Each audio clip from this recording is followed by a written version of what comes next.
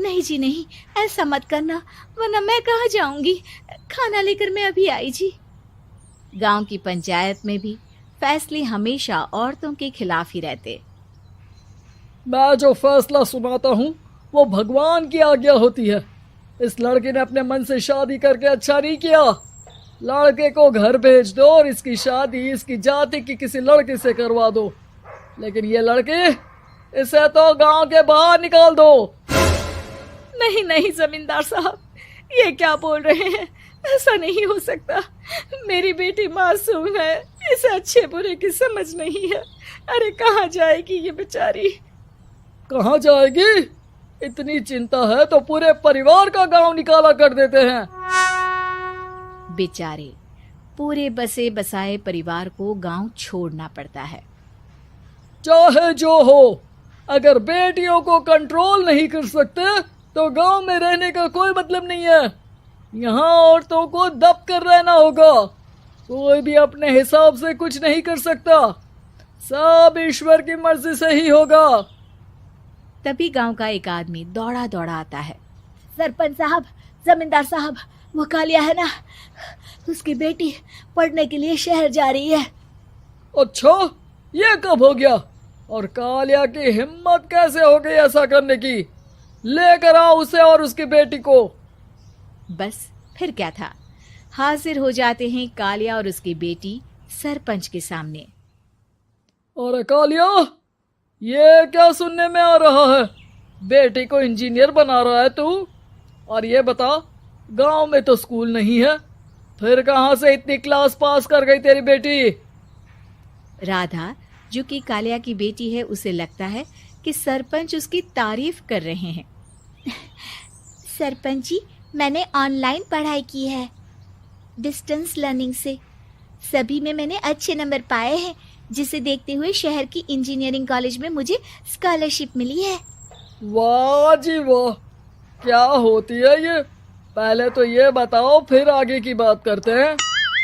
पूरा गांव राधा की बात सुन रहा था और राधा बोलती जा रही थी।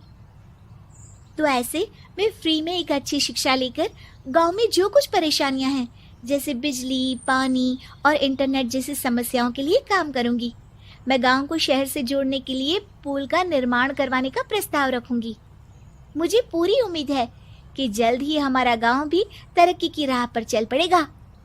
राधा की बात सुनकर सारे गांव वाले ताली बजाने लगते हैं। सरपंच को समझ नहीं आता कि वो क्या करे। चुप रह नादान लड़की, गांव के खिलाफ जाने के लिए तुझे गांव से बेदखल कर दिया जाएगा, वो भी पूरे परिवार के साथ। और हाँ, अगर ठीक से गांव में रहना चाहती है तो ये पढ़ाई लिखाई छोड़ दे। हम तेरे लिए गांव का कोई होनहार लड़का देखेंगे। तभी गांव का एक आदमी बोल पड़ता है। अरे नहीं नहीं सरपंच जी, राधा बिटिया जो बता रही है, अगर वैसा हो जाए तो हम लोगों को पैसा कमाने के लिए बाहर नहीं जाना पड़ेगा।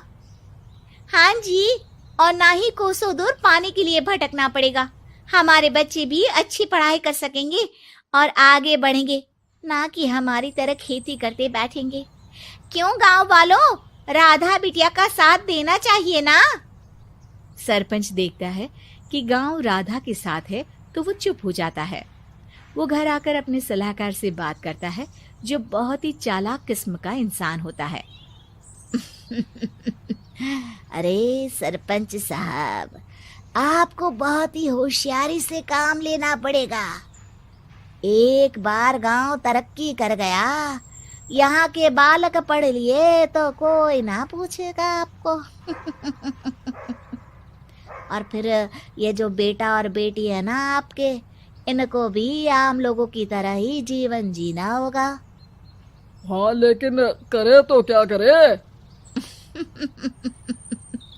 वो ना आप मुझ पर छोड़ दीजिए, बस मैं जैसा बोलूं करते जाइए। अगले रोज सुबह जब गांव वाले सोकर उठते हैं तो राधा के घर के बाहर और साथ ही वो लोग जिन्होंने राधा का सपोर्ट किया था, उनके घर के आगे लाल रंग से कल आऊंगी लिखा होता है। कल आऊंगी? ये क्या होता है? अरे यह तो खून से लिखा है, लगता है कोई भूत प्रेत या चुड़ैल का साया है। चलो सरपंच जी के पास चलते हैं, सभी सरपंच के पास जाकर उसे सारी बात बताते हैं। अरे ये तो बड़ी मुश्किल की बात है। चलो मैं एक बाबा को जानता हूँ, उन्हें बुला लेता हूँ। सरपंच बाबा को लेकर गांव के घर के बाहर जाता है। ओहो, तो ये वो चुड़ैल है जो उन लोगों को निशाना बनाते हैं जो गांव को बदलने का सपना देखते हैं। वो गांव को ऐसे ही संपन्न देखना चाहती है। वो नहीं चाहती कि कोई बाहरी यहाँ का कायाकल्प करे। क्या तुम लोगों में से किसी ने गांव को बदलने की सोच रखी है? तभी राधा की माँ रोते रोते आती है। मेरी राधा घर से गायब हो गई है। अरे कोई तो बचाओ, मेरी बच्ची कहाँ गई?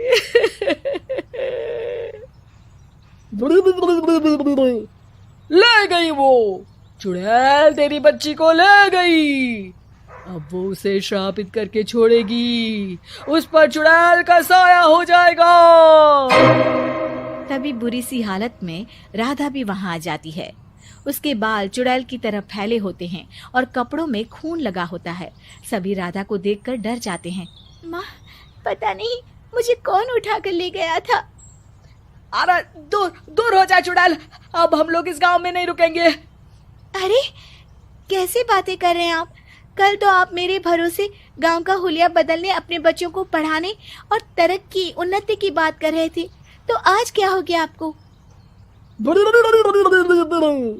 ये फिर तुम लोगों को बहकाएगी। ये चुड़ैल गांव में आ चुकी है। ऐसे ही ये तुम्हारे घर के बच्चों को भी ले जाएगी। गांव वाले राधा को गांव से बाहर निकाल देते हैं। उसके माँ बाप रोते रहते हैं, लेकिन गांव वाले नहीं मानते। मैं भी अपनी बहन के साथ गांव के बाहर रहूंगा, लेकिन वो पढ़ाई नहीं छोड़ेगी। वहीं सरपंच के घर पर सलाहकार कहता है। देखा, सांप भी मर गया और लाठी भी नहीं टूटी। लेकिन अगले ही दिन सरपंच के घर के बाहर भी वही शब्द लिखे होते हैं और फिर सरपंच की बीवी कहती है, हमारी बेटी को किसी ने अगवा कर लिया है। तभी राधा का भाई वहां आ जाता है। अरे गांव वालों, मैंने सरपंच जी की बेटी को देखा था। वो चुड़ैल उसे उठाकर ले जा रही थी। अरे क्या मजाक कर रहे हो? नहीं नहीं सरपंच जी, आप नहीं जानते। वो चुड़ैल अब आपकी बेटी में आ जाएगी, जैसे राधा के अंदर आ गई थी। तभी सरपंच की बेटी वैसी ही हालत में वहां आती है जैसे राधा आई थी। पापा, पता नहीं कैसे मैं गायब हो गई थी।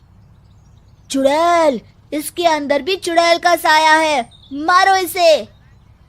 अरे नहीं नहीं, इसे भी राधा के पास गांव के बाहर ही भेज दो। अरे चुप रहो, मेरी बेटी कहीं नहीं जाएगी और चुड़ैल वुड़ैल कुछ नहीं होता है। अरे कैसे बात कर रहे हो सरपंच जी? आप तो बोल रहे थे कि आपका फैसला भगवान का ज्ञान होता है, तो अपने पर बात आई तो अब आप ऐसे बोल रहे हैं। अरे ना ना ना, आपको अपनी बेटी को त्यागना ही होगा। अरे बुलाओ बाबा को। राधा का भाई बाबा को ले आता है, जिसे अब गांव वालों के डर के कारण सच बोलना पड़ता है। मैं कोई बाबा नहीं हूँ, मैं तो मोची था। ये सलाहकार महोदय ने मुझे कहा था एक्टिंग करने को। अब वो मुझे पैसे देने वाले हैं। अब मुझे माफ कर दो। गलती हो गई, मुझे माफ कर दो। तभी वहां राधा आ जाती है।